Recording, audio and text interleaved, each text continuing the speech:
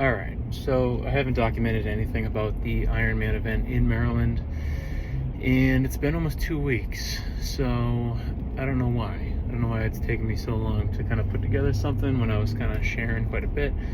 But I'll give you my recap. I'll give you everything that's happened, everything that happened down there. It was chaos. Just so you know, that was September 21st. Today's October 3rd. So again, it's been a couple weeks and my body's still not back to normal. I have seen a doctor about this, and I'll explain while I tell the story when some parts of my body started going south. But yeah, we got down to Maryland on Wednesday. The event was Saturday. So we went through check-ins, all that stuff.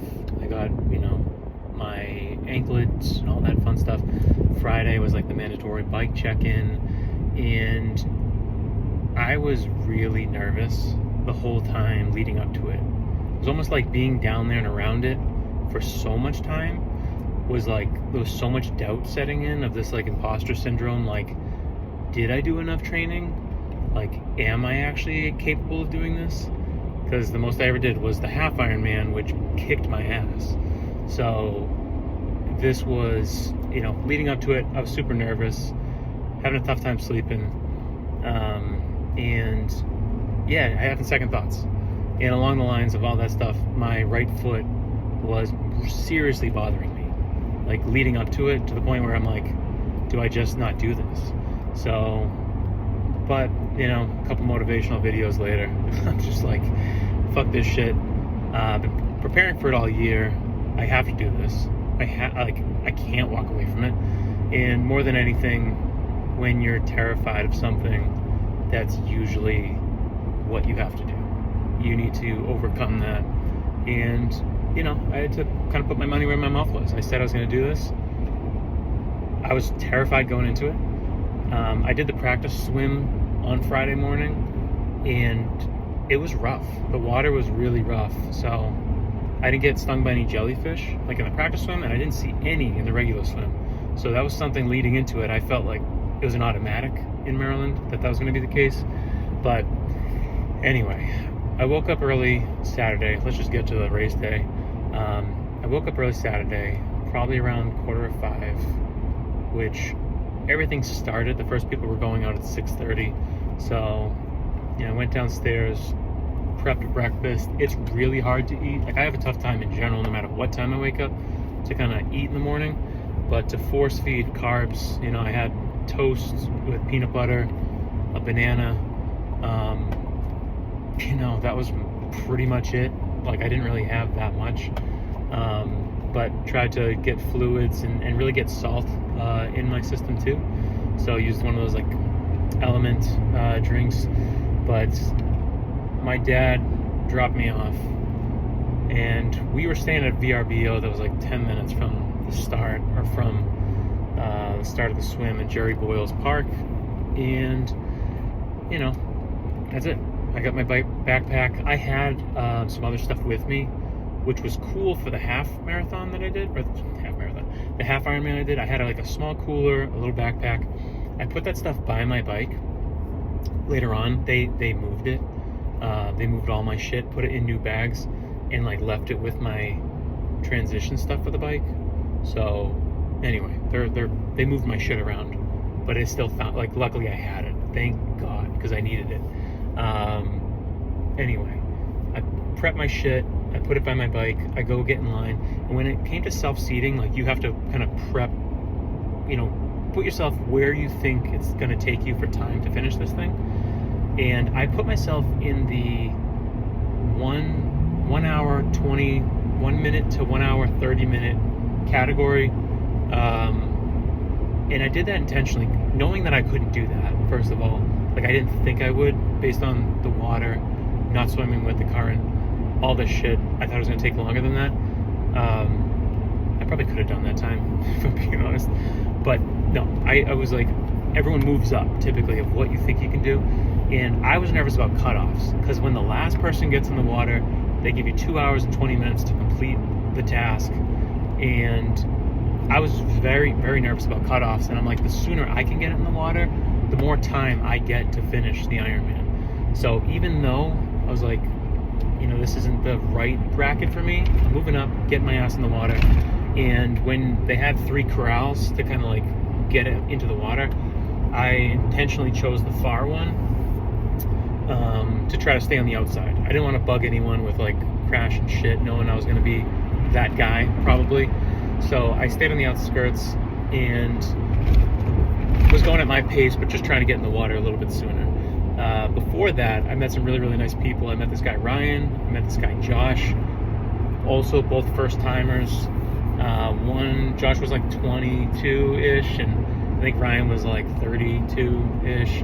I'm 37, and really nice guys. We were shooting the shit, kind of like keeping it easy while we're walking up to start this thing. So that was something in the athletic talks kind of leading up to it. They're like, make friends. Like, you're gonna be in this shit with some other people, and that was really helpful advice because that paid off big time in the bike later on. But anyway, I get my ass in the water. The water was rough. That Chop Tank River, in the practice swim especially, like if you're going freestyle, like I was kind of breathing into the way that the waves were coming, and there was a lot of people that they don't give a shit. Like, they're doing freestyle, they're going their speed, and I was going back and forth from breaststroke to freestyle and breaststroke just to kind of like see where the hell I am, to see like, am I on course, am I on pace, am I kind of like doing, am I just going in the right direction? And it's a 2-loop course, so you kind of you're going buoy to buoy, knowing this is going to take a long ass time. And when I get that first turn, you kind of celebrate the little milestones of like, I'm making progress in something that's going to take me a very long time. I stayed again on the outskirts, so I'm definitely adding on distance, knowing that I'm kind of like taking the rounded ways and not taking the shortcuts, because there's plenty of people on the inside doing that, rounding the buoy and even cutting on the inside of the buoys. Plenty of people doing that. So what sucked was after the first loop, which is like was all going fine, like everything was okay, my foot was bothering me a little bit, but it was just repetition over and over again. And when I got to the first loop, I went so far out of the way from a sharp turn and a sharp loop, because the buoys were pretty confusing, where the turning points are supposed to be red buoys and orange buoys in between, or yellow buoys, and I went way the fuck out of the way. Like, I went way beyond that one, and then I was like, oh shit. I had someone in a kayak being like, buddy, that's the way. So I kind of added on way more. So it was like supposed to be 2.4 miles. I don't know how far I actually went, but it took me much, much longer than I thought. Not much, much longer, but it took me like an hour and 41 minutes, hour and 46 minutes. I forget exactly what my time was. Either way, it was longer than I anticipated. I went way too far outside, but when I kind of saw the finish on the swim,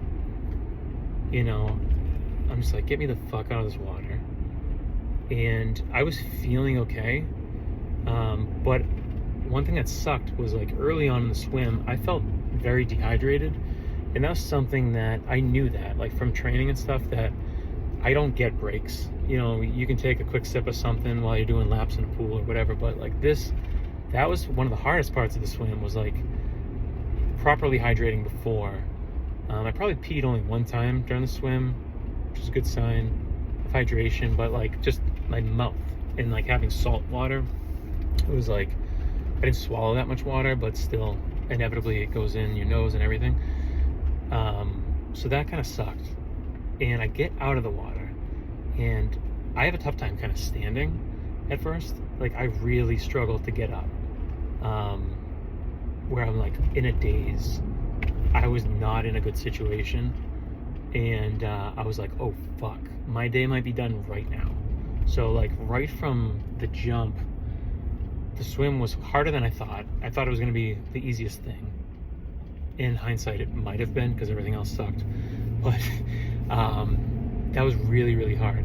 And getting out, I had to like take my sweet ass time of like getting my mind right, because I was, again, very lightheaded, having a tough time walking. Then found like my bags were all kind of like bundled up from like where I left my shit with the bike. They put it with my transition stuff, and that came in handy because I'm like, again, taking my time, popping some Advil. I had a ton of like crustables and stuff in that cooler that I had there, and that was really cool because I actually, like, someone's like, fuck, I forgot my crustables, and like I had so many that I was sharing with people. And then someone was like, is that Body Glide? And I had like a big tub of it, and like I was sharing that with other people, and someone else was grabbing my sunscreen and using it. So we're in this tent, and you separate into like a men's and a women's tent for privacy if you need to change in that transition from swim to bike.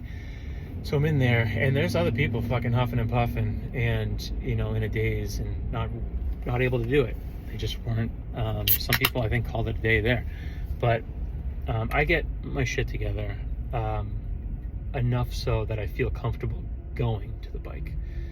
I didn't change. I kept the same tri-suit on, and I just kind of like lathered up, covered myself in the body butter, more so than I did in the half Ironman because I had bad chafing up top from that. So lathered up like crazy, sunscreened up, put on my shit, everything, made sure I had enough goos and packets and all that stuff. And I take off, go get my bike. My right foot's hurting me. Take it to the mount zone, fine, like that's all good. And I felt very comfortable doing that because I did the half Ironman, so that was nice. And I get to the mount zone, mount, and my dizziness, faint, lightheaded, all that stuff started to go away. So I was like, this is good. Just sucking down fluids, crushing some food, all that stuff. My body was kind of like, let's fucking do this again. Like, let's go. So that was amazing. Because I did think I might have to shut this thing down because I thought my body was fucked up. I thought I was in a really, really bad situation where I was not going to be able to continue. So I kept going. I start out, you kind of like leave this neighborhood area, trying to get out to the kind of this main strip. And, I get a few miles out, and I kind of just have this exact pace with Aretha. That was her name. She was like, she had a heavy accent. She was like, Aretha, like Aretha Franklin. And her and I were talking, and she was in her late 40s, a couple boys, or maybe she's early 50s. Either way, she has a couple boys, one that just started college. Anyway, this was kind of that make friends during Ironman stuff, where I'm like, I'm not trying to drift with you here. I'm not trying to like, get any advantage off of, being behind you or something, like keeping the same pace. It was just, we just go on the same pace. So I ended up talking to her for a while, and maybe half hour, we're just shooting the shit about everything, life. She's asking me questions about, well, what's your power?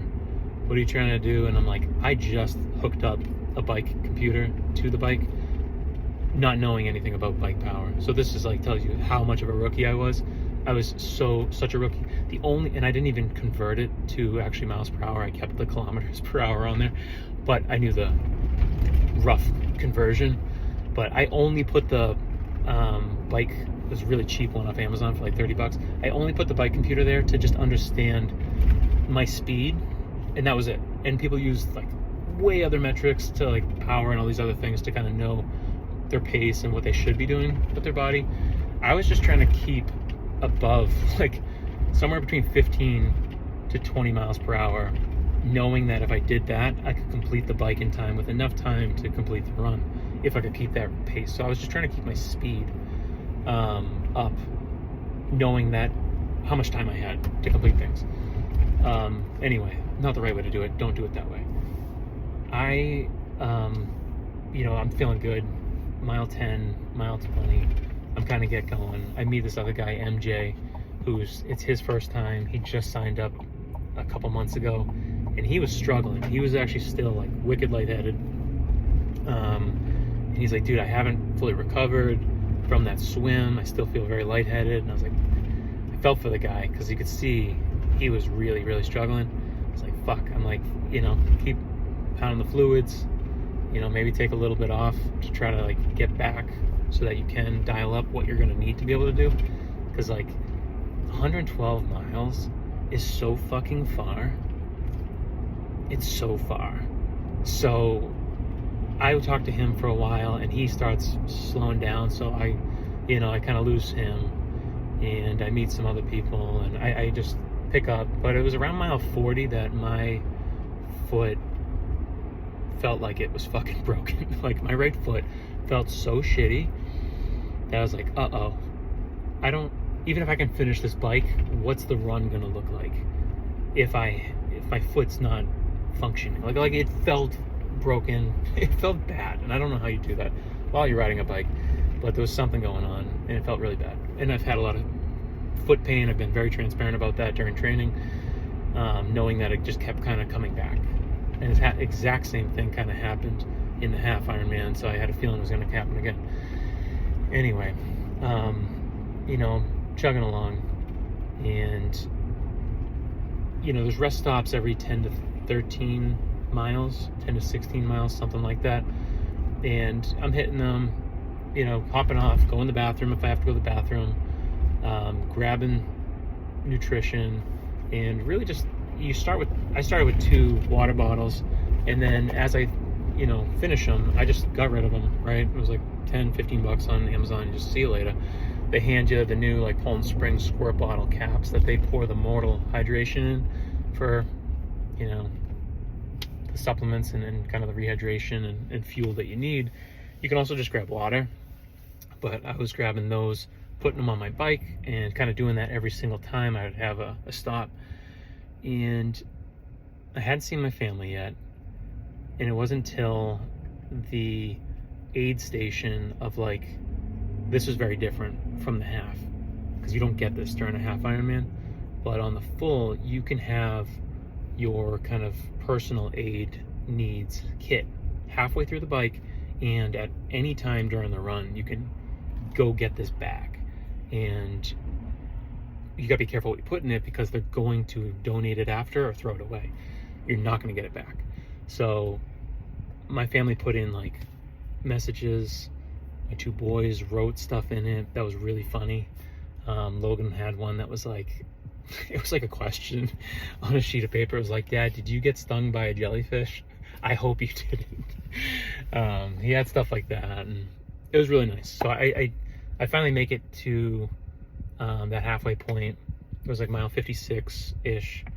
That was at the high school, and I see them. They're kind of at the start of that. They got their signs. They're awesome, so supportive.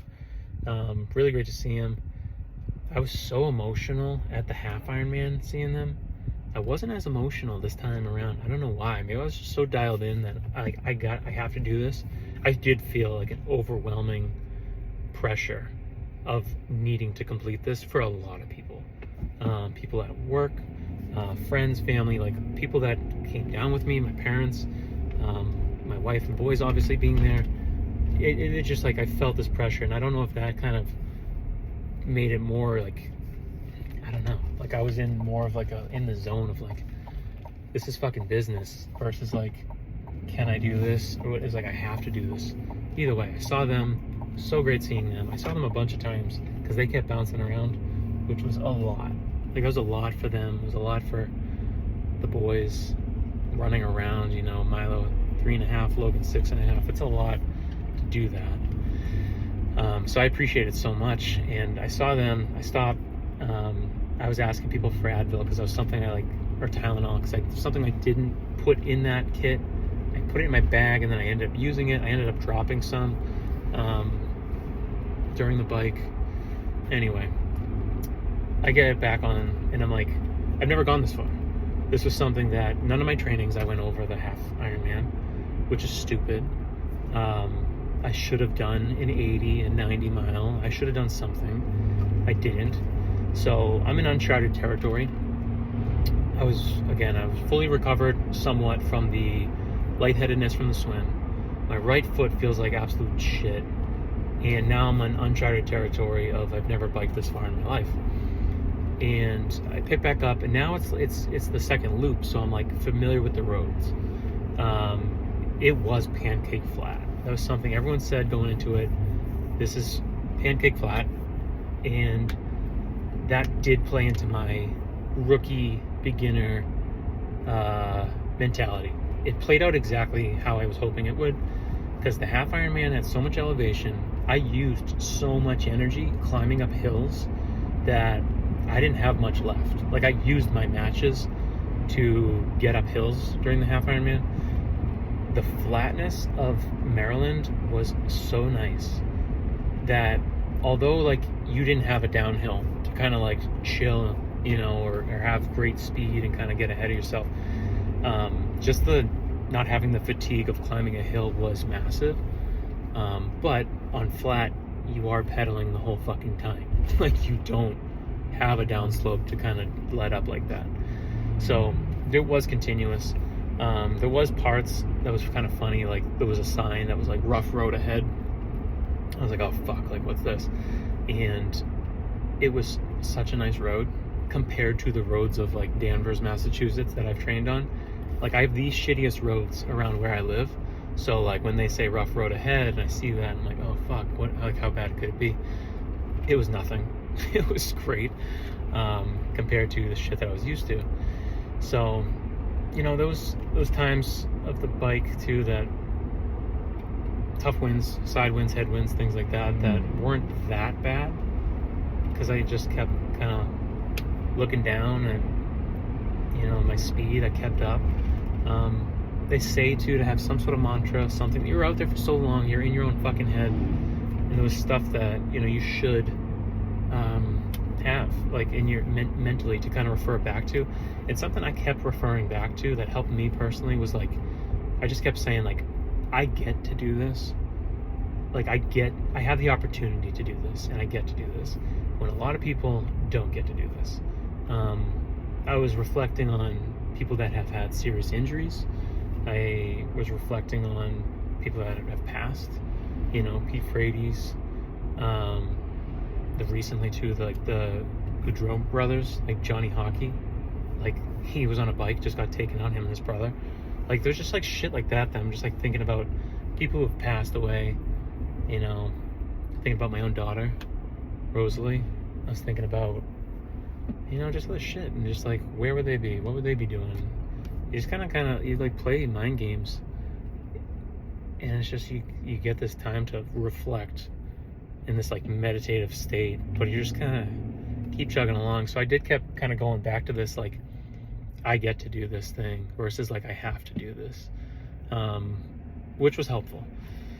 But it was probably around mile like 80 that I ran into Matt Franco, who's police officer out of New Jersey. He was there supporting like the PALS organization. He's like a jiu-jitsu teacher, and him and I were shooting the shit for a very long time and keeping a very good pace. But the distraction and the quality of our conversation was so incredible. It was so nice, because before you knew it, we were like, you know, mile 100, and like it was really hard. Like, this is where shit gets tough.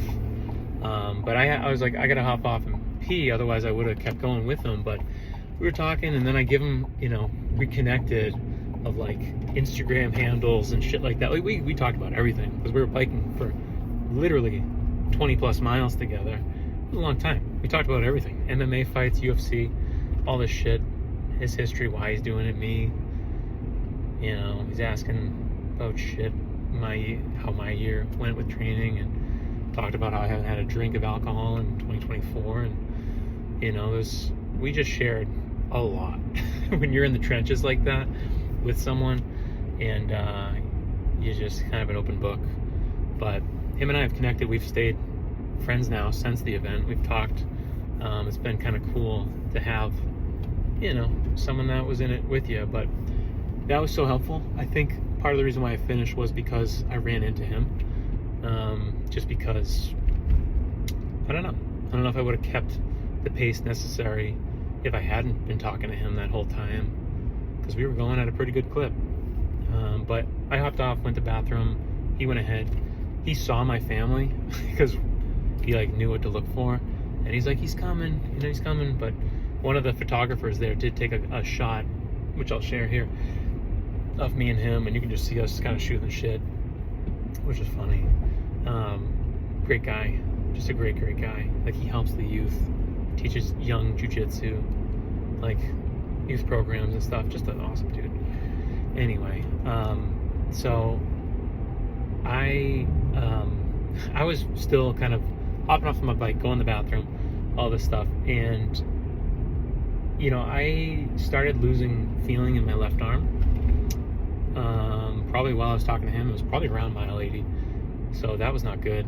And I think what turned out to happen was my Ironman bracelet, the yellow one they give you, was probably a little too tight on my left arm, and I probably had my Fitbit, heart monitor, all that stuff on my left hand, probably too hard too. Like, it was probably too tight, and you kind of swell a little bit. Your body's going through a lot, and I'm gripping the shit out of these, the handles for 7 hours. That things swell, and I think I cut off circulation to my hand, which I got pins and needles there. I had a little bit in my left hand, or my right hand too. So there's like parts of my body that were starting to kind of give out. And sitting in a saddle that long was so bad, because like the pressure of the undercarriage in a very sensitive area for guys, specifically, there's nerves and all this other shit that, I had way too much compression there. And early on, I was hopping out of the saddle, kind of stretching the legs, doing a couple pedals here, like kind of doing this whole routine every like 10-15 minutes to kind of like stand up and move. And my right foot was hurting so bad that I kind of had to get out of that routine, and I had to sit for longer extended periods of time without doing that kind of stretch. So that led to damage and serious numbness, like around my groin and everything, which I'm still kind of feeling some of that numbness 2 weeks later. It's starting to come back. I've talked to a doctor about it, and they're like, yeah, what'd you think was gonna fucking happen? Your body doesn't know what happened, like all this shit. So that was something that I'm still kind of dealing with now. It's starting to get better, but like, you got to get out of the saddle. You have to kind of take breaks, and that last 32 miles was probably not good for myself at all. It was very, very bad. But inevitably, the last 10 miles took forever. It felt like a lifetime. And I finally am getting back into town, seeing Cambridge signs to get back into Cambridge, Maryland. And, it's, I run into Aretha again. She kind of caught up to me. The woman I started with. And I'm finishing, and I caught up to Matt again. And something he was like worried about was like, he's like, I don't have my hat, I'm gonna be in the sun, all this stuff. I actually had 2 hats, so I ended up giving him a hat, because we did go through transition together. Anyway, I kept up with my goos religiously. I kept up with, water intake, all that stuff, nutrition religiously. I was sucking down a goo every like 20 minutes or so. I was trying to mix in a caffeinated one, for every couple non-caffeinated ones. I was trying to balance it out as much as I could, knowing that I shouldn't have exceeded like whatever it was, 4,000 milligrams of caffeine during the day. Maybe it was 400. I don't know. Either way, I took way too much caffeine.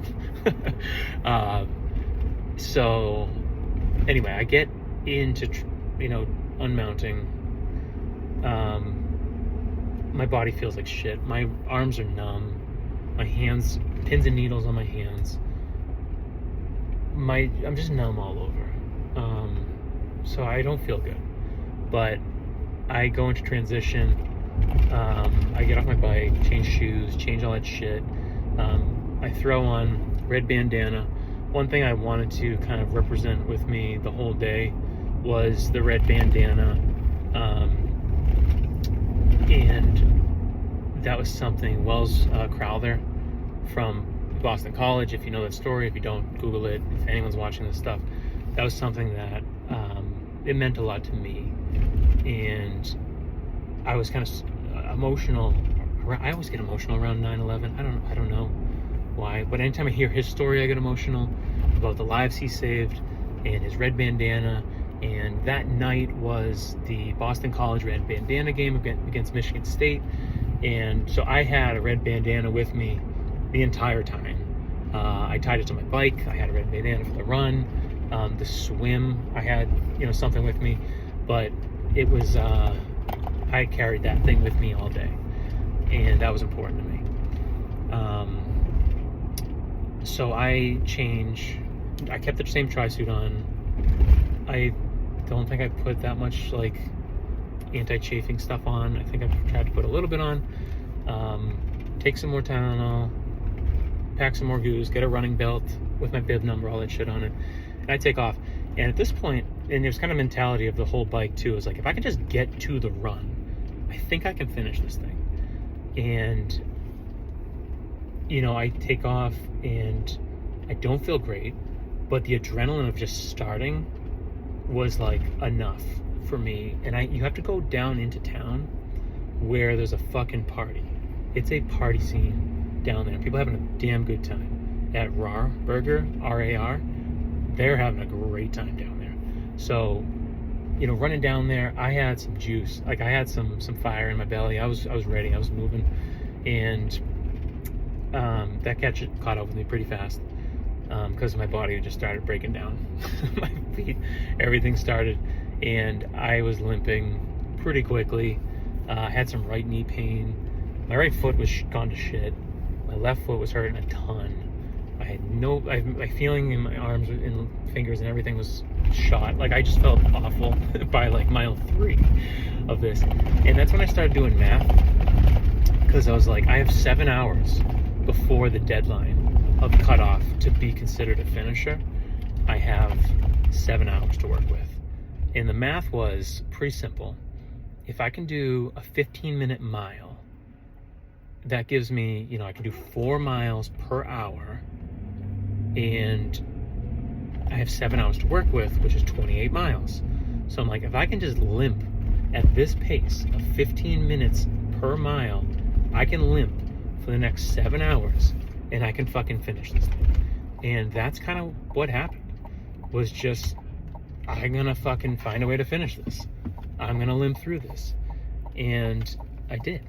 But the laps kind of add up with you. You go through, and when you go through town, you get all that energy, and then you head back towards the neighborhoods at the far side of the loop, and there's a party going on. There's a lot of neighbors that are bumping music, and they're like, what do you want to hear? I'll play anything. And people are super supportive, and there's a lot of that music that got me fired up. I remember on the last lap, guy's how many laps do you have left? I'm this is the last one. And he started blasting Daft Punk, One More Time, because I had one more loop to go or whatever it was. But I didn't expect, and no one that did the 2024 Ironman Maryland expected the high tide, full moon flooding that took place. And this was so bad. For anyone that was competitive in running, this was a disaster, total dumpster fire, because you were numerous times during one lap, let alone having to do this a bunch of times, you were up to your knees in water from the Choptank River that you swam in, and everyone had the same fucking joke over and over again, all support staff being haha, I thought we already did the swim. It was you were up to your knees trudging through a shitload of water, and it was really fucking hard, because then you're soaked, your feet are soaked, the friction from wet feet in your shoes, in your socks, whatever, was creating blisters on your feet.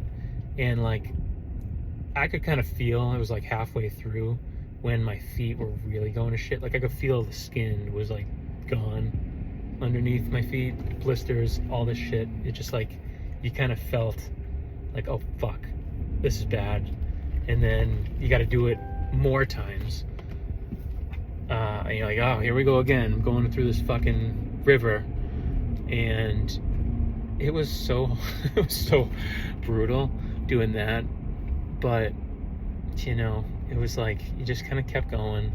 And every time you did a loop, you get a bracelet. You get a black bracelet for loop 1, red bracelet, or yellow bracelet for loop 2, and a red bracelet finally on loop 3. So they keep track of where you're at. And, you know, you celebrate those little milestones of, hey, you know, 2 more laps, 1 more lap, and you're going back out to the neighborhood 1 more time. And at that point, and it was the same thing with the second lap of the bike, I was like, you know, I never have to see this again. I was like, I never have to look at that sign ever again in my life. I never have to see this ever again. I don't have to come back to Cambridge, Maryland and see it. It was just like celebrating, almost saying goodbye to the things on the final lap. Like, peace out, you know, sign, you know, whatever this, like, I just, like, you just start doing weird shit, first of all. But like, that was something I was celebrating that last lap of, like, I will never have to see that fucking house again. And all these little things that I just don't have to do again. And at that point, you're kind of like, you kind of make up your mind, like, I don't think I ever want to do this ever again. Because you're either one way or the other. You either had a phenomenal experience or a really bad experience, or somewhere in between, and you decide this is for you or whatever. But like, something that I've told people already, my comparison, and I haven't even finished my story yet of the whole race, but I viewed this as maybe a horrible comparison, but to almost like a woman going through pregnancy, of like I don't know why a woman would have more than one child. Like, that just seems insane, delivering a baby. It's just like, that's so scarring. It just seems like a crazy experience that you do it once, you're like, why would I ever do that again? And like, that was kind of how I felt about this. I was like, you know, throughout this, I'm just, holy shit, what did I just do to my body? I'm still feeling effects from it. Why the fuck would I ever do this again? But people do them, you know. Women have more than one child. People do more than one Ironman. They put their bodies through a lot. But as I'm going through, you know, the last lap of the Ironman, you know, you're playing the math game, you're looking at your watch, you're kind of looking at stuff, and I'm like, holy shit, I'm gonna finish this thing. Like, this is a reality. I have enough time. There are cutoffs during that, you know, I was really nervous about. But I just kept the math in my head that if I keep this pace, I will be past the cutoff. I will finish. You know, these are things that it's going to happen. I'm going to be an Ironman. And so, kept moving. The sad thing was, you're trudging along with some people that are not going to make the cut. And that kind of broke my heart, because I'm seeing people that have been in the trenches. They've been doing this shit with me all fucking day. And they're gonna have nothing to show for it. And that was so fucking sad, talking to some people when I'm on my final lap and they're like, I got another one after this. And it's just like, fuck. I'm like, oh, you're not gonna, like, I didn't say it, but they said it. It's like, you're not gonna make it. Which was kind of bullshit with this Maryland event, because of like some of the unknowns of like the flooding really affected a lot of the runners and people on the course that had to slow down, had to, you know, it's just different. It was just different, that I felt like they could have like extended it a little bit, but they didn't. So we had until the last person went in the water. See, the first person went in the water at 6:30 in the morning. The last person went in around 7:15 or 7:20. So we had until basically 12:20 at night, or midnight, just a little beyond midnight. I finished around whatever, it was like 11:15, something like that. But just like coming up that final stretch, realizing this is it, it was a surreal kind of thing. It's like, I put everything into this. Like, I really fucking dedicated so much of my life to this.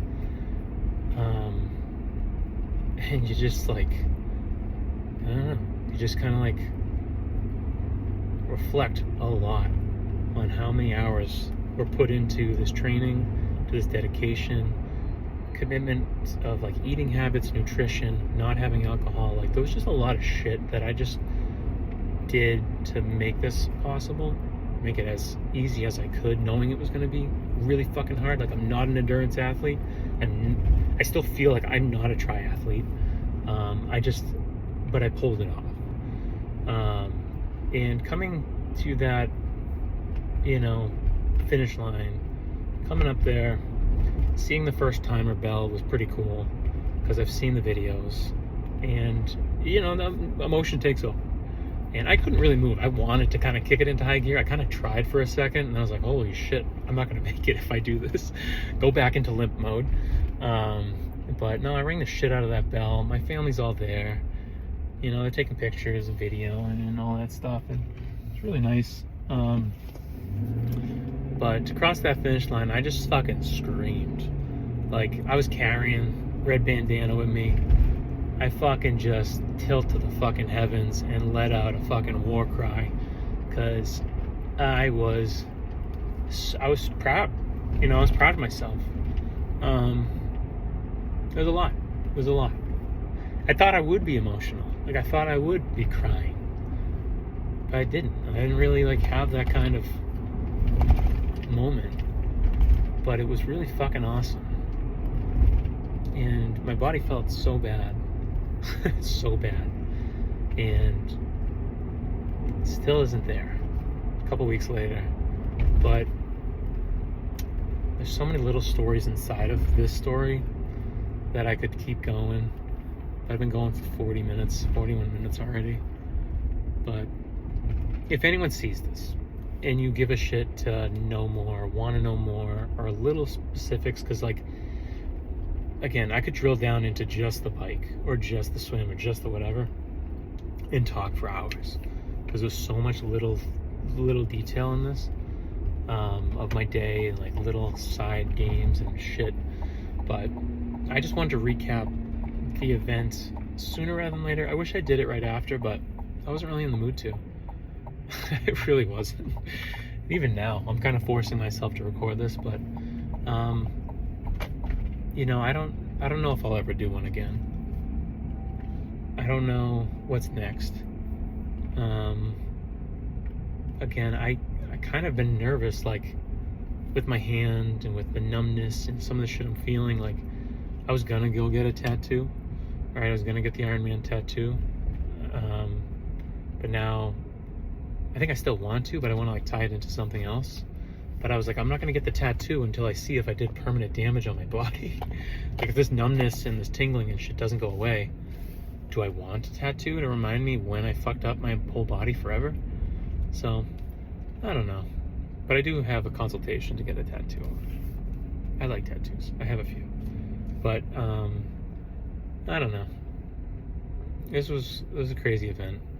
I'll probably stop here. But I think I'll talk more about this going forward. I think I'll do other videos. I've enjoyed documenting everything. It's kind of fun for me. I like creating content. And hopefully people appreciate content. I know I have just, some friends that enjoyed following along the story and all that shit. But yeah, I appreciate you. If you followed along, if you offered me any kind of helpful advice along the way. I just pulled in my driveway. I'm gonna go see my kids. But yeah, if you want to do this, you can do this. Did I train harder? As hard as I should have for this? No, I could have trained harder. I should have trained harder. But this is something that, if you want to do this, you can do it. It's really fucking hard, but you just gotta chip away like anything, fucking brick by brick, a little bit at a time. Train. Everything's fucking hard at first. Everything, not just triathlon, but whatever you do in life, everything's hard at first, and it gets easier.